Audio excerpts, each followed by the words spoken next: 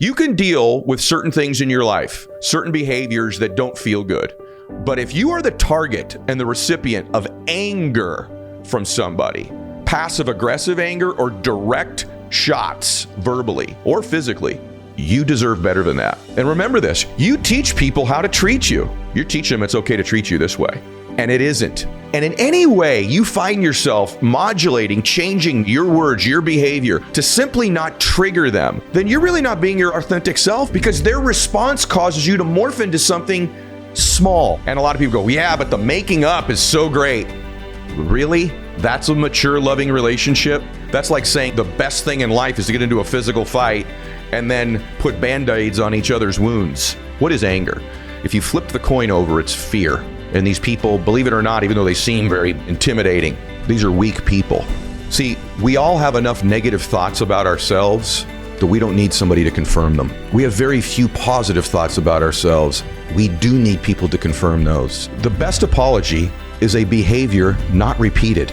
If you're in a relationship where they're hurting you verbally or physically, you give them consequences. And if it's a repeated behavior, that consequence is you're leaving.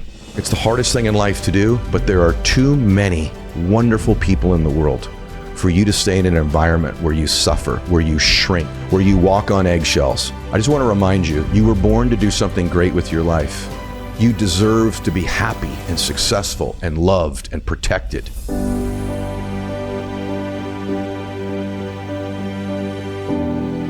All right, welcome back to the show, everybody. So let me ask you a question to start out the week. What's the worst thing that's ever been said to you? Like the worst, the thing that hurt you the most. You remember it, don't you? Give yourself a second and think about that. I mean, the most hurtful thing ever said to you. And I ask you that question because, last week we talked about emotional regulation and emotional maturity, and we got flooded with messages from people saying, how do you deal with your own anger, or how do you deal with anger issues from somebody in your life, like an angry person? And so, although I'm not an expert on anything, I do have some insights after 54 years on earth and being both the recipient of anger and also the distributor. And I remember the worst thing ever said to me. And it was when I was very young. It was about 45 years ago. But 45 years later, I can remember that moment like it was yesterday. And something tells me you can remember that moment as well. Ask yourself another question. Think of the worst thing you've ever said to somebody the other way. And just so you know, you're the lead character in their life as having said the most mean thing to them. One of the real frustrating things about anger is you can never unsay something. You can never take it back. Once you've said it, it's there forever. And it's impossible to undo it. And the hurt that it gives somebody alters your relationship with them forever, somehow, to some extent. You can do 9,000 things after that event, but you can never take those words back, and you can never undo it. And so if you've got somebody that really treats you with anger in your life, or maybe you're the angry person, I'd like you to pay really close attention today, because I don't think in the moments when we say something angry to somebody or out of anger, we realize the permanent damage that we're doing to somebody. My guess is most of you that are listening are already leaning in because you're dealing with somebody in your life who behaves in an angry fashion with you. And if you do, you need to listen very closely today. Because here's what happens. If you have an angry person or someone who operates out of anger towards you, it alters more things than you realize in your life, even very subtly and unconsciously. Not only does it hurt, but here's what angry people do. And it's why having them in your life requires either a change of their behavior or a change permanently with them out of your life. And I mean that very seriously. If you're being treated in an angry way by an angry person, you deserve better than that. Also, if you're a leader who runs your business in an angry way, and I know what that's like as well, to operate out of anger and intimidation. Many, many leaders think they're great leaders, but really what they are is they're angry intimidators. I led that way for a while, and it's fatiguing and debilitating, and it's not true leadership. Being a father or a mother who operates out of intimidation and anger is not an authentic, tremendous father or mother. And those of you that are on the receiving end of angry things in your life from angry people, listen closely. Or if you're the distributor, listen closely. Maybe some of you are both. And again, I only usually create content out of personal experiences, and to tell you that I only know about this because I've made these mistakes. I was an angry and intimidating type leader for a while, and I know what it's like to operate out of anger and why we do it. The other thing I'll tell you is that I've also been the recipient. I think the longer you receive anger, the more you realize the absolute destruction that it causes in your relationship and in people's lives, or as a leader in your business, certainly in families. And you know what angry people do? Not only do they hurt you, but here's what they do that's subtle. Angry people make you modulate your own behavior unconsciously because you're trying not to trigger them all the time or set them off. If you have anybody in your life, a husband, a wife, a boyfriend, a girlfriend, a true friend, a boss, and in any way you find yourself modulating, changing your phraseology, your words, your behavior, your tactics to simply not trigger them, then you're really not being your authentic self or true self, because their response causes you to morph into something small, less than you really are, different than you really are. And even if it's small changes you make, even if it's subtle, the truth of the matter is you're not really having an authentic relationship with this person. I want you to think this through as I say it to you. Do you have anybody in your life that you're constantly modulating? Better not say this. I better not do that because that's going to set them off. That's going to trigger them. That's not a real relationship. That's not love. That's not a leader. And if you're that person that's constantly being triggered, you know, some of you that have this person in your life, maybe send this to them today because they may love you and just you've created this pattern and this dynamic in your relationship where it's become accepted, where it's become okay to them. And we'll talk about that in a minute as well. It's not okay. Now, by the way, there may be a topic that's off limits, you know, politics triggers them. Okay, you can set that aside. But if it's something beyond the normal 2 or 3 triggers in life, that's not normal and it's not okay. And you shouldn't have to, with people in your life that are in your proximity, walk on eggshells around them because you're worried you're going to set them off or trigger them. And we're going to talk about some of these conditions with people because what these people really have, or you have if you're this person, and by the way, I've been this person because I was raised by this person. And some of you are just operating out of things you caught that weren't even taught to you when you were a child. And some of you are codependents in the fact that you grew up in a relationship with a father or mother who treated your mom or your dad that way or you that way. And now it's acceptable for you to receive this treatment from somebody around you. Let me be very clear. It's not acceptable. You should not be the recipient of anger. You can deal with certain things in your life, okay? Certain behaviors that don't feel good. But if you are the target and the recipient of anger from somebody, passive aggressive anger or direct shots verbally or physically, that's not acceptable. And remember this, you teach people how to treat you, right? And if you're allowing this to take place, even the first time, and there's not a boundary, if there's not a consequence that we're going to talk about in a second, you're teaching them it's okay to treat you this way. And it isn't. I want to be clear. Some of you young folks too, that, you know, a very dear friend whose daughter she's 17 years old. She's in a relationship with a young man. And this young man operates out of anger with her, verbally, often. He's passive aggressive. He puts her down. It's subtle, but he does it. And I saw it one day and I pulled him aside. I said, am I going to let her know that she shouldn't be receiving this, or are you going to tell her? He goes, what are you talking about? I said, did you see how he just dismissed her right there in front of everybody? You're teaching her this is okay. She will carry this the rest of her life if you allow her to take. There's got to be a consequence for that guy right now. And I just want you to know, I think we've become very immune, almost accepting of anger. Our culture, we're very dismissive, very angry towards one another. Just look at social media. These keyboard warriors with their little angry outbursts it's just unbelievable. The amount of anger that's just dispensed, that's spewed as if it's okay. It's not okay. And so these folks that operate out of anger, they have poor emotional regulation. Poor emotional regulation leads to verbal or physical outbursts. It's not acceptable. Angry outbursts, sudden, unexpected outbursts. There's something called intermittent explosive disorder, IED. Can you imagine that terminology? And here's what it really means. I'm going to give you the definition. Poor emotional regulation. That's what it means. Angry outbursts, sudden, unexpected episodes. Several conditions look like this, but a big one is intermittent explosive disorder. Do any of you have somebody in your life like that? They can go from 0 to 100 like that. You're like, wow, 2 minutes ago, everything was fine. And they just lose it. Okay, this person has intermittent explosive disorder. It's not okay. It's not normal. It's not funny. and you shouldn't accept it. Okay? There's also something called oppositional defiant disorder. This is a pattern of angry or irritable mood, argumentative or defiant behavior, or vindictiveness. Usually it affects children or adolescents. So that's just somebody who's got a pattern of being angry or irritable. You go, no, it's normal teenage behavior. No, it's not. It's not, and it's not okay. And you need to correct it as a parent as soon as you can. Or you're going to send somebody into the world who's going to have a very hard time most of their life, in and out of relationships, in and out of jobs, in spite of their talent, in spite of their gifts. And perhaps that child's a recipient from somebody with oppositional defiant disorder as well. But it's usually somebody who's thinking they're being rebellious against authority. That's not rebellion.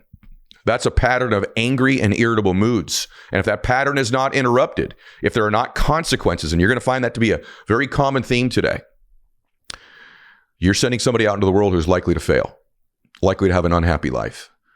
Before I even move any further forward, I just want to say something to you if you're on the receiving end of a passive-aggressive person or an aggressive person.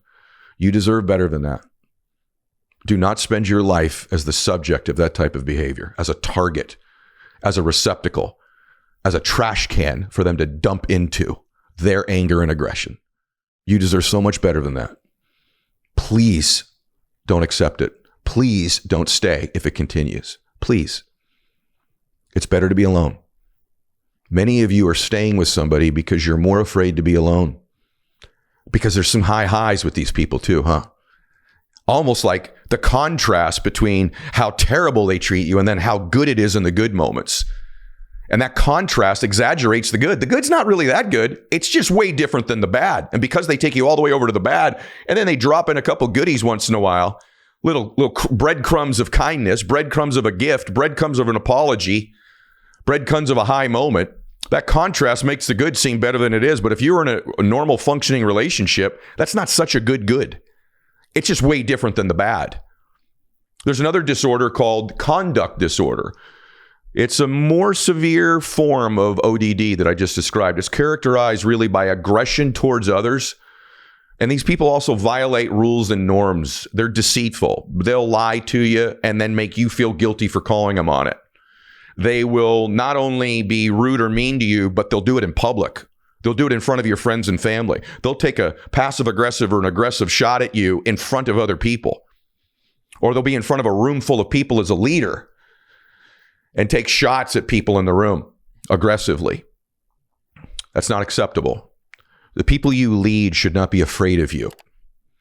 That's not great leadership. You can look no further than to Jesus for this example. Now remember, Jesus rebuked the apostles. Any of you that are Christians that read scripture, he rebuked the apostles. So there's nothing wrong with correcting people, constructive criticism, a firm course correction. That's not the same thing as anger. When you operate out of anger, you are out of control. It's different to pause, to think, to take a day or two and say, we need a meeting about this. That's different than flying off the handle out of anger. There's another disorder. I'm just giving you a few of them so you know. Disruptive mood deregulation disorder, DMDD. What this looks like is persistent irritability or anger with frequent temper outbursts that are disproportionate to the situation. In other words, the response is far worse than the situation that took place. Someone cuts you off on the freeway, they just lose their mind. Someone jumps in front of them in line, they go crazy. You say something that they misunderstood as a joke and they took it personally and they just go to level 100. That's a problem. Then there's stuff like borderline personality disorder. That's intense unstable emotions. The point of the matter is, I only tell you what these things are because these are real conditions. Now, here's the situation. Here's the deal. This is also why the internet has become so out of control. Let me explain to you something. If you don't create consequences for the people that treat you with anger, they will continue to do it. The pattern will continue, and it will over time creep up and get worse and worse and worse. And all of a sudden, you're in a relationship where you can't even be yourself because you're afraid to set them off. That's why the internet is so out of control. Keyboard warriors can say angry, hurtful, mean things with no consequence. What is anger? If you flipped the coin over, it's fear. They're scared. And these people, believe it or not, even though they seem very strong and bold and intimidating, these are weak people. Listen, all of us are busy, and I keep hearing about tonal when it comes to fitness. I'm like, what is tonal? And then they ended up approaching the show. I have so many friends that are working with tonal because let's be honest, we have a million things to worry about every day. Getting in a good workout should not be one of them.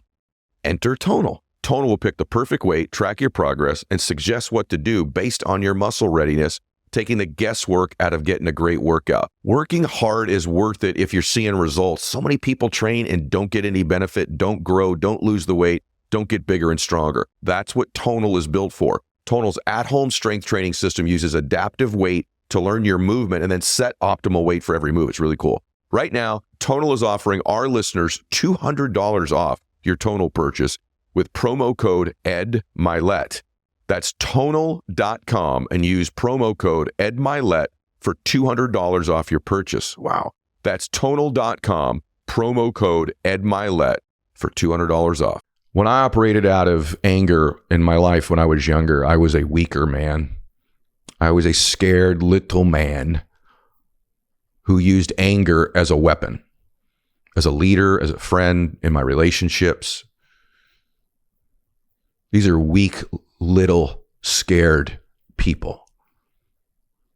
That person in your life is weak, they're little, and they're scared. Trust me. A strong man is kind.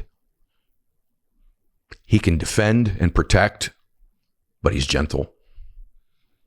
He doesn't harm the people around him. And if he does, even once, he has true remorse and he apologizes. It's true of a real woman as well. If you have a man in your life who's doing this to you, he's not a real man. If you're listening to this and you're a man and you treat people this way, you're a scared little man. Grow up. Stop it. Emotionally regulate. If you're a keyboard warrior on the internet, you're identifying who you are when you put people down, when you think it's funny. I get emotional because I see so many people down and hurt, losing their confidence, losing their self-esteem. And it's because of the people closest to them. It's because of the people closest to them. The people they love and want the most belief and affection from are the ones taking it from them and flipping it and hurting them. And day by day, slowly but surely, they lose their self-respect because they tolerate it. They lose their self-esteem because of the recipient of this. See, we all have enough negative thoughts about ourselves that we don't need somebody to confirm them. We have very few positive thoughts about ourselves. We do need people to confirm those. If you're somebody who treats people this way, strangers or people close to you, take a really good look at yourself. And if someone's doing it to you, you better provide them some consequence. It's the reason it's out of control in our public space. We can yell, and it's okay to disagree with someone politically, but to hate somebody because they believe something different than you, to be angry with a stranger, worse, to be angry with someone that you claim to love. Think this through. Is that who you want to be at the end of your life? What if at the end of your life, you get to see the real of all the people's souls and spirits you hurt with your words or behavior? Or just being dismissive of them. In fact, what if you just played that role to yourself right now? There's probably as many as you're playing. If you're this person, there's so many more you can't even remember because you did it when you were angry and it's a pattern. And here's the truth. If you operate this way, you can change. You're better than that. It's okay right now if I'm talking and you feel a little bit of a gut punch, a little bit of a wake-up call, a little bit of shame. It's okay. I know because especially when I was in business, I was I still am, intense intimidator. And it worked. I had the voice for it, the build for it, energy level for it. It worked for a while until it didn't, until I actually had my own children. And I went, if someone ever talked to Max or Bella the way I sometimes talk to people in business, they wouldn't need to worry about what they're having for breakfast tomorrow morning. I can promise you that. And so here's what happens. You got to give them consequence. In environments where there's no consequence, like the public space, like the internet, you watch, it's out of control. If you don't give them consequences in your relationship, and I'm talking about even a boss, even your boss, hey, I don't mind you giving me a course correction, but I will not tolerate your anger. You're out of control. And I know that sounds easy to say. You have to stand up for yourself and you have to give people consequences. Remember this, in your relationship, they remember what you said. You can never unsay something. You can never take it back. It'll never be the same. And here's what we do. When someone's angry towards us, at least in my case, I went, I'll match your anger and I'm going to raise you one. And then it ratchets it up, doesn't it? That was always my MO. You're angry towards me. I know how to play this game better than you. I will match you and raise you one. Here we go. And then it's off to the races. A lot of people have these dynamics in the relationship where one is usually the instigator. And instead of you just receiving it, you got this play. I'm going to raise you one. And then you really have a dynamic where you go, hey, I'm going to win this one. And a lot of people go, yeah, but the making up is so great. Really? That's a mature, loving relationship? You make up from hurting one another? That's like saying the best thing in life is to get into a physical fight and then put Band-Aids on each other's wounds. That's insane. Now, usually we can see direct anger. The other type of anger that we're recipients of or distributors of is the passive aggressive. As a leader, I used to love to get up and go, there's some people in here who blah, blah, blah, blah, blah. And I wouldn't say a name. And so I thought it was okay to be hurtful to a group passive aggressively. People do this in your relationships too. People love to passively aggressively take shots at one another because it's like, that's not what I meant. Oh, I'm so sorry. Hey, you read what I was saying wrong. No, you didn't. No, you didn't. Here's how it can affect a family. My dad, by the way, when he got sober, I just want to make sure that I give my dad credit, was the most kind, gentle, generous, beautiful man. And he helped thousands of people get sober. And I mean it. He would give you literally the shirt off his back. I don't think we ever drove by an unhoused person, homeless person ever, where my dad didn't stop and do something for them. No time in my dad's life after he got sober would he not take the time to help a stranger or a friend, to the point where I'll never be as good a man as him. That was my dad sober. My dad drinking, that was another story altogether. I remember when I was a kid, our fancy night out as a family, 2 or 3 times a year, a birthday or an anniversary or something, was we would go to the Sizzler. That was our fancy night out. I don't know if you know the Sizzler, but you literally wait in line to order your food even there. It's like kind of a fast food steak place. But that was our fancy dinner. I remember I used to like the Malibu chicken. We would go to the Sizzler regularly, and my dad would inevitably have an emotional, angry outburst at either someone at our table in our family or a server, or the food wasn't right, or it took too long. And there was never a consequence, right? Because he was a big, strong guy, and it was just kind of what happened. I remember after a while of us going there, I was thinking, when we would go there after a while, right when we would get there, they put us in this private room. And this is like where they would normally do like VIP dinners. And I remember thinking, gosh, man, I was really young. Our family, we're big time. Not only we're at the Sizzler, but we're in the VIP room, the private room for just our family. I remember thinking, gosh, my dad's a big shot. And then as I got older and I watched my dad yell at a server one night in that room, all of a sudden it dawned on me, oh, we're not in this room because we're VIPs. We're in this room because they're hiding us from the rest of the restaurant. He's become so notorious in this place that when he comes in, he's on some list where they go, move them in the other room because it's going to get ugly. And then I realized our family was ostracized. And then as I got a little bit older, when I knew we were having one of these big nights out, I would get sick. Sometimes I was really getting sick with anxiety about going, but a lot of times as a little boy, I would fake being sick and stay home as our family went out to their fancy dinner because I didn't want to be embarrassed. And I wonder if seeing that as a little boy, I started to model it a little bit as I became a man. And I'm not explaining my behavior, nor am I explaining the behavior receiving. I guess I'm explaining it, but I'm not excusing it. And I think my understanding of where I got that from caused me to change it. And so if you are an angry person, take a second and think about, where did you model this from? You got it somewhere. I remember seeing my dad in a lot of different fights. And as I became a young man, anybody disrespected me, they were going to have to pay the consequences. And I just want to say to you that if you exhibit angry behavior, your kids are catching it. And at some point, they will release that pattern out into the world themselves. If they are seeing you treat your spouse this way, they are either going to treat their spouse that way or they are going to attract a partner who treats them this way. Your kids will model it one way or the other. They will either receive it or believe it's normalized because we move towards what we're most familiar with in our life. So if you have an angry partner and you're tolerating this behavior, your kids are seeing it, whether you know it or not, and they're going to model it. More than likely, if you're a woman and a man's treating you this way, your daughter, if you continue to accept this, the consequence isn't even terrible for you. Your daughter will attract a man into her life who treats her exactly the same way. Vice versa. If the mother's the one acting out that way and it's the man receiving it, your son will attract a woman who weakens him, minimizes him, demoralizes him, and shrinks him.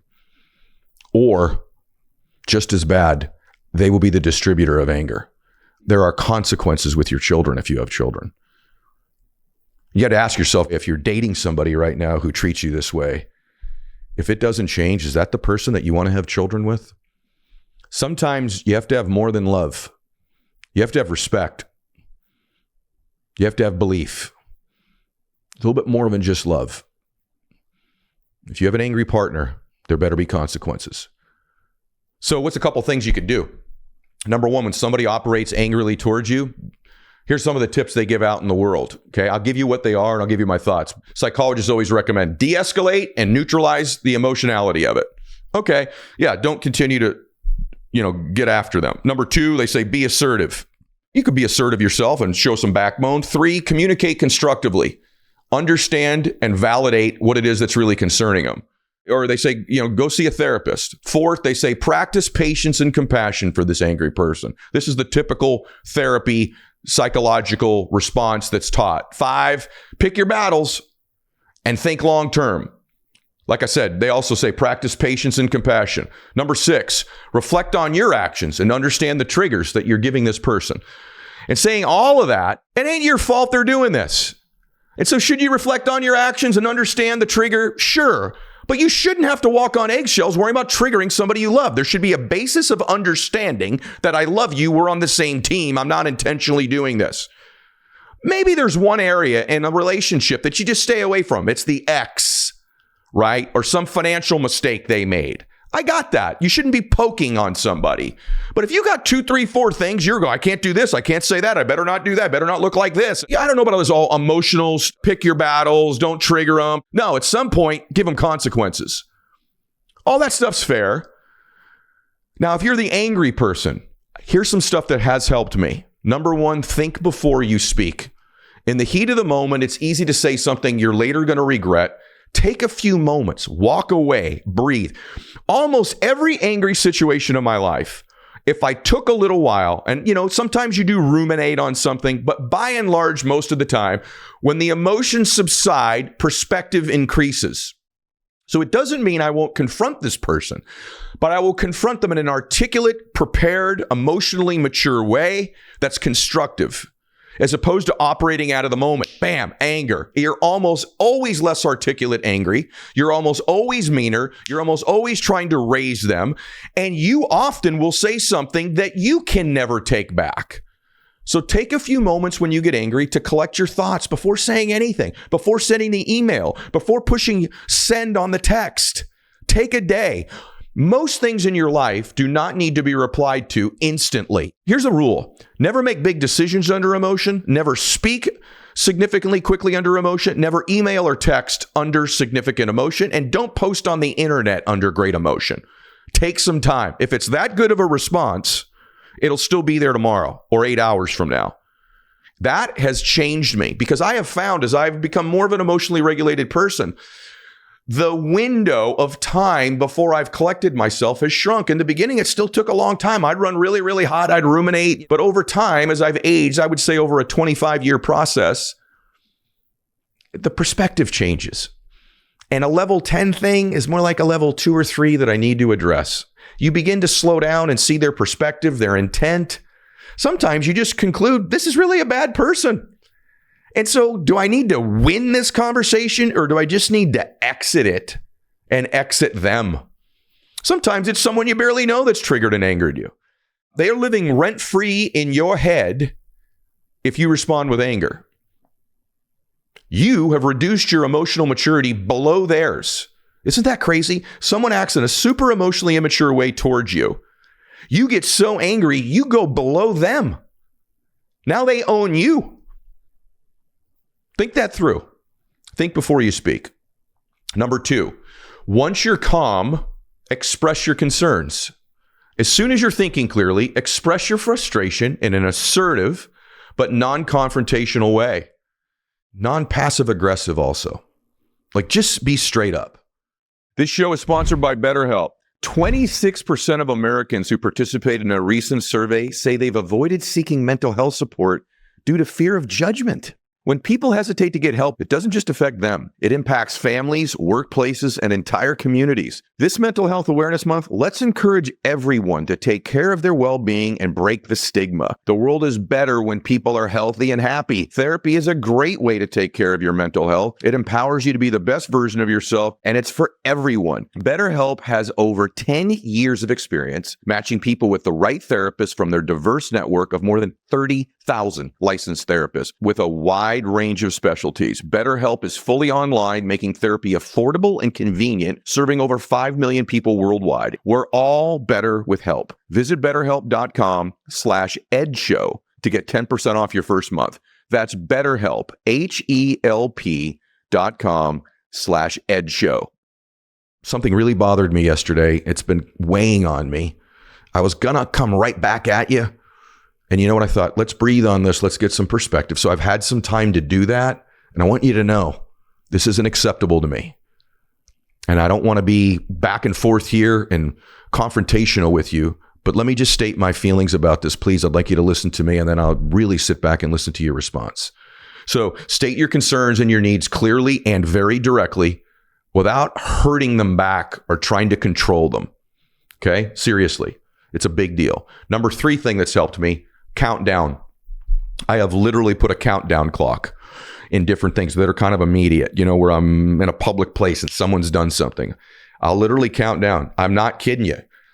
10, 9, 8, and I'm breathing too, all the way down to 1. And I find that by the time I've counted down, oftentimes my emotions have gone down with that count, at least to some extent. The other thing that happens when you start practicing these positive responses, you feel better about yourself. You feel less scared and angry. You feel more mature. You begin to see them for the small thing they're doing or the small person they've become in that moment, and you feel bigger than it. It feels really good in life, in the short term to win the conversation and raise them more angry, but just for a little bit. And then you don't feel so good about yourself after. You feel like you need to take a shower, don't you? Or a bath. And you're like, this is not who I am. But when you count down and rise above it, but then you do constructively, assertively respond, you feel bigger. And you've made it a deposit, not only in your emotional maturity, but in your identity, in your self-confidence. I am in such control of myself and my emotions that even under the highest level of duress, I behave in a way that's conducive and congruent with who I truly am as a person. Your self-confidence actually goes up. Number 4, go get some exercise. If you're really feeling angry, stop, go get some exercise. Take a walk, do some jumping jacks, work out. Physical activity can help reduce that stress level, and it can cause you to become much less angry. If you feel your anger escalating, go for a brisk walk or a run. Spend some time doing some other enjoyable physical activity, stretching, something. You'll just be different. It doesn't mean that thing's still not bothering you. And by the way, what I'm not saying is just let it go. You should not let it go, okay, when you're angry. But you should be able to regulate yourself. Number 5, take a timeout. Literally, timeouts aren't just for kids. Go give yourself a timeout. You're like, Ed, are you serious? I'm like, yep.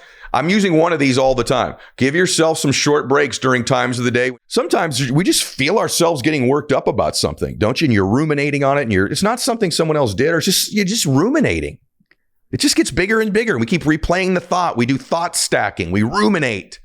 Get away from it. Take a time out. A few moments of quiet time might help you feel better prepared to handle what's ahead of you. Number 6, take a breather. And literally, when you're stressed or angry, your breathing becomes shallower and it speeds up as you grow angry. So reverse the trend and your anger by taking slow, deep breaths from your nose and exhaling from your mouth. for several moments.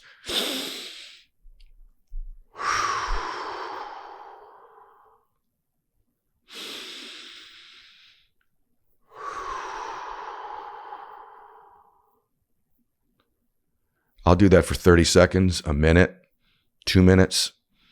Number one change for me is controlling my breathing. Fear and anger are the same breathing patterns. Strength, confidence, bliss, and peace also are the same breathing patterns. Laughter and ecstasy, all the same breathing patterns. So regulate your breathing. Number 7, stick with I statements. Okay, what I mean by that is criticizing or placing blame might only increase tension. Instead, use I statements to describe the problem. Instead of you, okay, use I statements. Be respectful and specific. For example, say, I'm upset that you left the table without offering to help with the dishes. Instead of saying, you never do the dishes. You never do the housework. You. Stop with the you statements and start with I statements. I'm upset. You left the table without offering to help with the dishes. I know that's something very basic. Or I'm upset with what you said. I'm upset with what you did, not you. Because now you're in this thing. You know exactly what I'm talking about. Try to use I statements. Number 8, if it helps you, repeat a mantra. Find a word or a phrase that helps you calm down and refocus. Repeat that word again and again. It's like, relax, take it easy. You'll be okay. It's okay. It's okay. By the way, mine is chill, dude. Chillax. Chill, dude. Chillax. Just chillax. Chillax. Chill, dude. Chillax. And I'll repeat that mantra, and it reduces the tension. Number 9, humor. Lightening up can help diffuse tension. Use humor to help you face what's making you angry and possibly giving you unrealistic expectations you have for how things should go. Don't use sarcasm. It hurts feelings, it's passive aggressive, and it makes things worse. Okay? Number 10, play some tunes. Get some music going. It'll calm you down. I like to listen to worship music when I'm stressed, angry.